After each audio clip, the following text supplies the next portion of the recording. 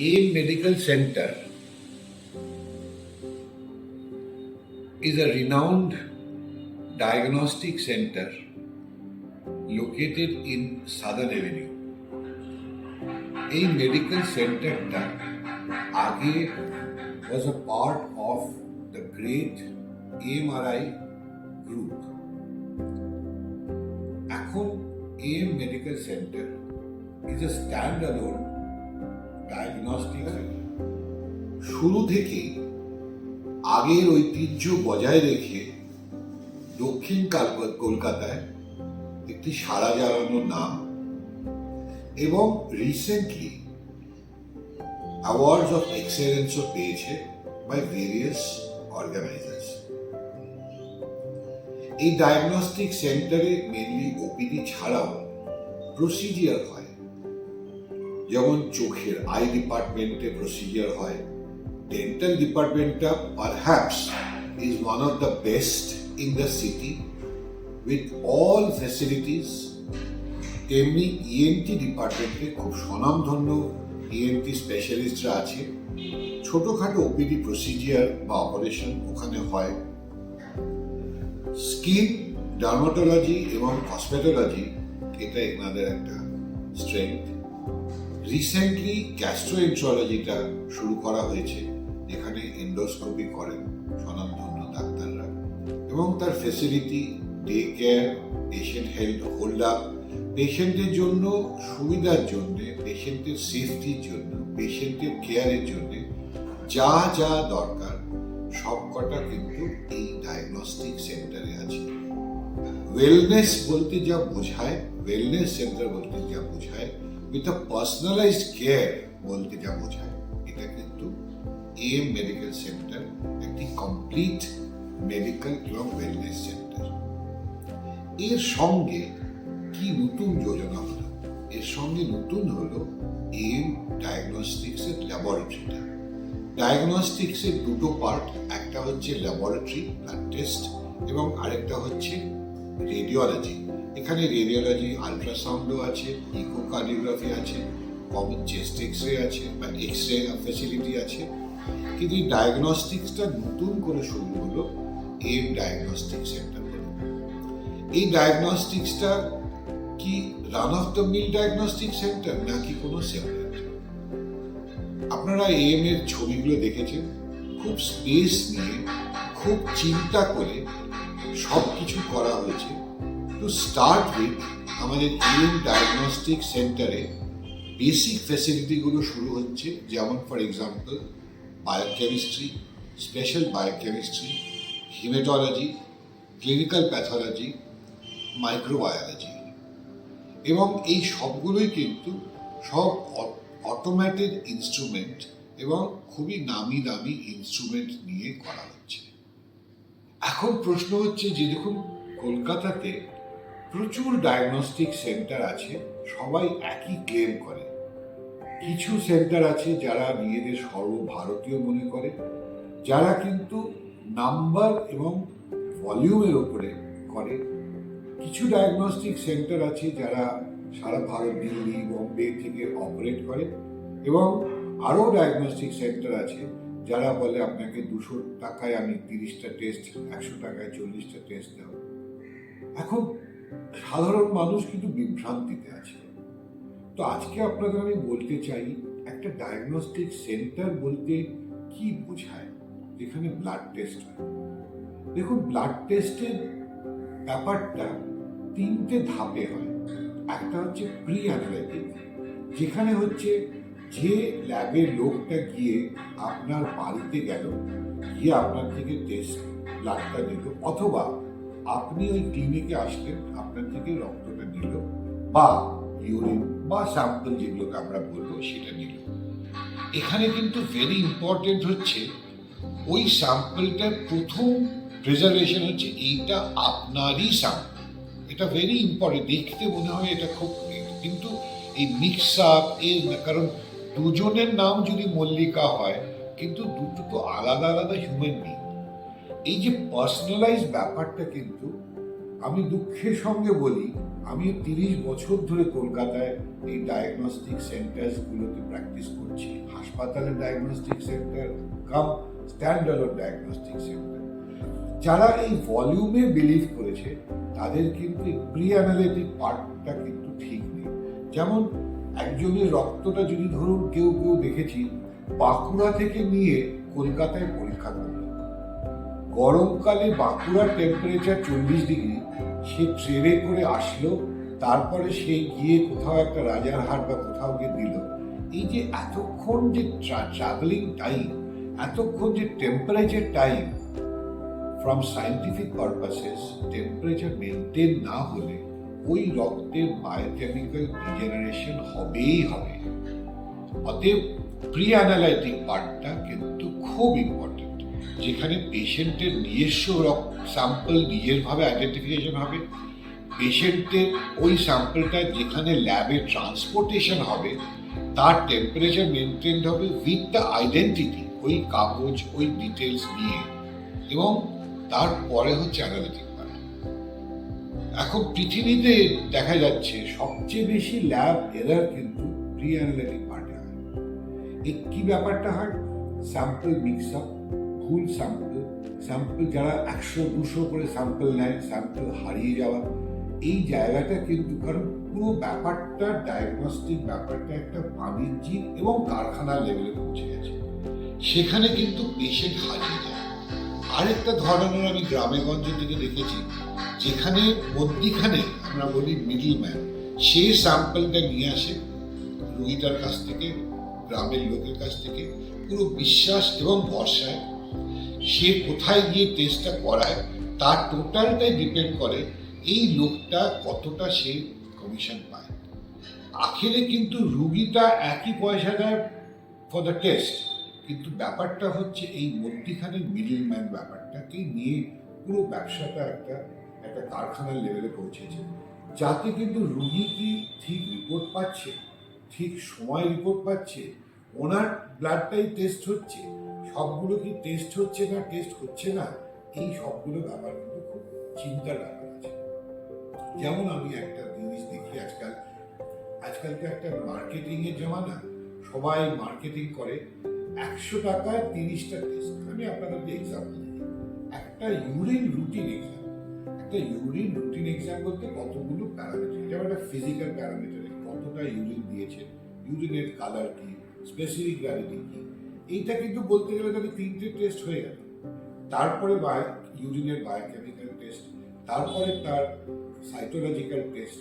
এবার তাহলে দেখা গেল একটা ইউরিনের সবকটা টেস্ট যদি একটা করে টেস্ট করা হয়, তাহলে যেটাকে আমরা রুটিন ইউরিন বলি, সবকটা ইনফরমেশন না পেলে একটা রোগীর সম্বন্ধে জানা যায় না, বা ডাক্তার চিকিৎসা করতে পারবে না অতগুলোকে, কারণ একটা ইউরিনে 20টা টেস্ট হয়ে যাবে।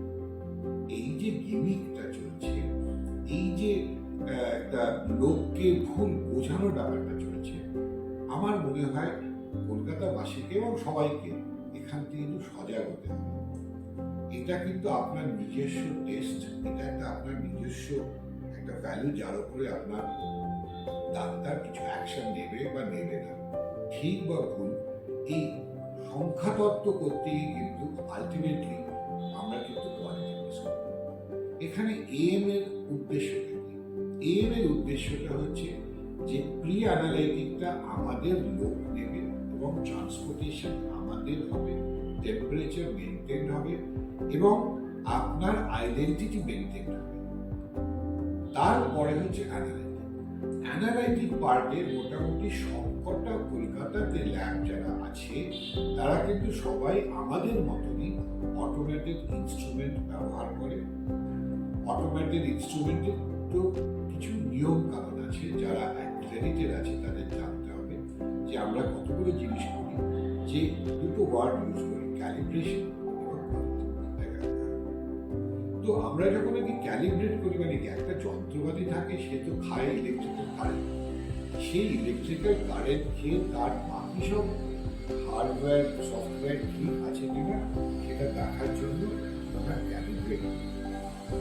আর কোয়ালিটি করি কি, আমরা যে রিয়েজেন্ট ব্যবহার করি, এই কেমিক্যালটা দিয়ে আপনার রক্তের সঙ্গে টেস্ট হয়ে একটা ধরুন কোলেস্ট্রল বা সুগার টেস্ট হবে, এই রিএজেন্টটা ঠিক আছে, সেইটা ধরুন রোজ ফ্রিজ থেকে বেরোলো আবার ফিরে ঢুকলো, তাকে তো একটা নর্মাল প্রসেসে রিজেনারেশন হবে। কিন্তু প্রতিদিন যদি আপনি একটা কন্ট্রোল করেন, যে যেটার কন্ট্রোলটা জানা আছে, এইটা হবে তার, এবং ইন্টারন্যাশনাল এই সবগুলো অ্যাকসেপ্টেড, এবং আমি বিশ্বাস করি কলকাতাতে সব কটা ভালো ল্যাবরা এটা ফলো করে, যে ইন্টারনাল কন্ট্রোল আমরা ঠিক করে দেবো। সে ফর এক্সাম্পল, আপনাকে একটা যে কন্ট্রোল আমরা কিনি এবং দামি দামি কোম্পানি, তারা বলছে এই টেস্টটা যদি করেন এই স্যাম্পলে আপনার ভ্যালু হবে 70, কিন্তু ডিফারেন্স কি একটা বলে দেয়, এই ধরুন 7 থেকে 80। এবার আপনি যদি ওইটা রিচ করতে পারেন, আমারটা ঠিক হবে টেস্ট করতে। তাছাড়া এক্সটার্নাল কন্ট্রোল, আপনি যেটা করছেন সেইটা আপনি যে পদ্ধতিতে করছেন, সেই পদ্ধতিটা যদি অন্য কেউ করে, অন্য কোনো মেশিনে করা হয়, তাহলে কি একই রেজাল্ট হবে নাকি তফাৎ কি হবে? এই সবগুলো কিন্তু ইন্টারন্যাশনাল বাইন্ডিংসের মধ্যে করা হয়েছে, এবং আমি বিশ্বাস করি যে যে কোনো ল্যাব এই কন্ট্রোল সিস্টেমটাকে ফলো করে, এবং সেইটা এএম মেডিকেল সেন্টারে খুব ফলো করা হয়। তাহলে অন্য লোকের সঙ্গে আমাদের তফাৎ কি? এক হচ্ছে যে আমরা খুব পার্সোনালাইজড, আমরা ওই সংখ্যা তত্ত্বে বিশ্বাস করে কিছু ধাপ্পাবাজি কথা, যে আপনাকে আমি 100 টাকায়, কারণ প্রতি কটা টেস্ট পয়সা লাগে, রিএজেন্ট লাগে, ম্যান পাওয়ার লাগে, মেশিন লাগে, যাকে কিনতে হয়। অতএব আমি যদি মুখে বলে দিই এটা আপনার সব ফ্রি হয়ে গেল, আমার মনে হয় তার মধ্যে হিডেন অনেক রকম ব্যাপার আছে, যেগুলো ইন্ডাস্ট্রিতে খুব বড় বড় যারা এই ম্যানেজমেন্ট এবং ফাইন্যান্স দেখে তারা বোঝে। কিন্তু আখেরে সন্দেহ জেগে যায় যে সত্যি সবগুলো টেস্ট কোয়ালিটি কন্ট্রোল মেনটেন করে করা হয় কি হয় না। তো এই ল্যাবকে যদি আপনি ব্যবসায়িক দিক দিয়ে দেখেন, প্রতি কটা টেস্টের কিন্তু একটা খরচ আছে। কেউ যদি বলে আমি এতগুলো টেস্ট করে দিচ্ছি 100 টাকায়, তাহলে সন্দেহ এবং অনেক কিছু মনে প্রশ্ন আসে। এর মেডিকেল সেন্টারে আমরা খুব ট্রান্সপারেন্ট হতে চাই। আমরা দুটো তিনটে জিনিস খুব স্ট্রেস করব। এক হচ্ছে যে আমাদের অ্যাকাউন্টেবিলিটি, যে রিপোর্টটা দিচ্ছি personalize for the patient, and আপনার যিনি ডাক্তারবাবু লিখছেন তার জন্য একটা পেশেন্টের জন্য হেল্পফুল হয়, হয় ডায়াগনোসিস করতে অথবা কিছু এটা নেই বা হেল্প করা, সেটা হচ্ছে প্রথম। সেকেন্ড, আমি একটু প্রাইসিং এ আসি, যেটা অ্যাফোর্ডেবিলিটি, এটা খুব ইম্পর্টেন্ট জিনিস। আমি কলকাতার যে চলছে হাসপাতালের যে ল্যাবগুলো আছে যারা, তাদের কিন্তু প্রাইসিং ফর এনিথিং, আমি ছোট্ট একটা এক্সাম্পল দিই, দেখবেন হাসপাতালের একটা ব্লাড সুগার টেস্ট করতে হলে, গ্লুকোজ টেস্ট করতে হলে মেজরিটি হাসপাতালে কিন্তু 240-300 টাকা, খুব হাই। আবার দেখুন অন্য যেগুলো ওই ঘরে ঘরে বলে 100 টেস্ট করবো, তারা দেখবেন 200 টাকায় 10-20টা টেস্ট করে দেয়। তার মানে এখানে কিন্তু অনেক কিছু প্রশ্ন আছে যেটা আপনারা হয়তো জানেন না। এই ট্রান্সপারেন্সিটাই কিন্তু খুব ইম্পর্টেন্ট। বেশ কিছু খুব ভালো স্বনামধন্য ট্রান্সপারেন্ট ল্যাবও আছে কলকাতায়, স্ট্যান্ডার্ড ল্যাব, যারা কলকাতাতেই আছে, সেখানে নিজের ডাক্তার, নিজের টেকনিশিয়ান, তারাই নিজেরা করে। তারা এই সারা ভারতবর্ষ বা সারা পশ্চিমবঙ্গ জুড়ে নিয়ে স্যাম্পল পাঠিয়ে করা এই মডেলটা মনে হয় রুগীদের পার্সোনালাইজের জায়গায় খুব যে হেল্প করেছে তা আমি বিশ্বাস করি না। এবার এর মেডিকেল সেন্টারও ঠিক এরকম একজন, যারা কিনা তার ম্যান বা women behind or in front of the machine, doctor থাকবেন যিনি সই করেন, যিনি কোয়ালিটি কন্ট্রোল চেক করেন, টেকনিশিয়ান থাকবে যিনি টেস্টটা করবেন, এবং নিজস্ব ল্যাবরেটরিজ থাকবে যে প্রি-অ্যানালাইটিক দেখবেন। তারপরে তো সবার কাছে এখন কম্পিউটার এবং সফটওয়্যারে রিপোর্ট ডেলিভারি সিস্টেম। অতএব এই তিনটে ফেজ, প্রি-অ্যানালাইটিক, অ্যানালাইটিক আর পোস্ট অ্যানালাইটিক। পোস্ট অ্যানালাইটিকতে কি, আপনাকে রিপোর্টটা পৌঁছে দেওয়া একটা ফরম্যাটে, যেটাকে ইন্টারপ্রেট করতে পারবে যিনি ডাক্তারবাবু আপনি পাঠিয়েছেন, তাকে হেল্প লাগবে। তো তাহলে এম মেডিকেল সেন্টার কিন্তু এরকম একটা উদ্দেশ্য বা ভিশন নিয়ে তৈরি হয়েছে যেখানে patient comes first, service is most important, service with accountability, যে আমি যে রিপোর্টটা দিচ্ছি সেই রিপোর্টটা is perfect and correct for the patient. আমি একটা রিপোর্ট দেবো যেটা পেশেন্ট কিন্তু অ্যাফোর্ড করতে পারে, যে affordability is a thing, and at the same time that turn around time, একটা টাইমের ভেতরে, একটা সকালবেলা দিলে মেজরিটি বাই চান্স যে বিকেলবেলা তো পেয়ে। আপনি যদি আমাদের এম মেডিকেল সেন্টারের ডাক্তার দেখিয়ে থাকেন, আপনি যেই দূর থেকে আসুন না কেন, আপনি ব্লাড দিয়ে ডাক্তার দেখিয়ে ব্লাডটা দিয়ে আপনি কিছুক্ষণ ওয়েট করে রিপোর্টটাও পেয়ে যাবেন, এবং তাতে আমার ডাক্তারবাবু আপনাকে ওষুধ লিখে দিলে আপনি বাড়ি পেয়ে যাবেন। এটা হচ্ছে আমাদের উদ্দেশ্য। সেই ভিত্তিতে আমরা খুব অনেস্টলি একটা শুরু করছো প্যাথোলজি করবো। আমরা সাইটোলজি অলরেডি শুরু করেছি। এফএনএসসি আমি পার্সোনালি, আমার নাম ডক্টর সুদীপ্ত রায়, আমি হচ্ছি lab director of M medical centre. আমার তত্ত্বাবধানে, আমার গাইডেন্সে এবং আমার প্ল্যানিংয়ে এই সেন্টারটি তৈরি হয়েছে, ডায়াগনস্টিক পার্টটা। আমি নিজে এফএনএসসি করব আমাদের সাদার্ন এভিনিউতে, এবং তার কন্ট্যাক্ট নাম্বার সব আপনাদের দিয়ে দেওয়া হবে। আমি রুটিন এফএনএসসি এবং আল্ট্রাসাউন্ড গাইডেড এফএনএসসি আপনার এখন এখানে শুরু হবে। পরের ধাপে আমরা মাসখানেকের ভেতরে বায়োপসি হিস্টোলজিও শুরু করব, এবং আমাদের আরেকটা জায়গা যেটা আমার খুব কাছে এবং আমার খুব প্রিয়, সেটা হচ্ছে রুমাটোলজিক্যাল টেস্ট বা ইমিউনোপ্যাথোলজি ডিপার্টমেন্টটা, যেটা টেস্ট লাইক এএনএ প্রোফাইল, ভ্যাসকুলাইটিসের টেস্ট, এগুলো শুরু করা হবে। অতএব ধাপে ধাপে আমরা একদিনে সবকিছু পারবো না, আমরা আস্তে আস্তে করবো, কিন্তু নিষ্ঠা, dedication, patient orientation, accountability, affordability with the timing which helps the patient is the basic motto of AIM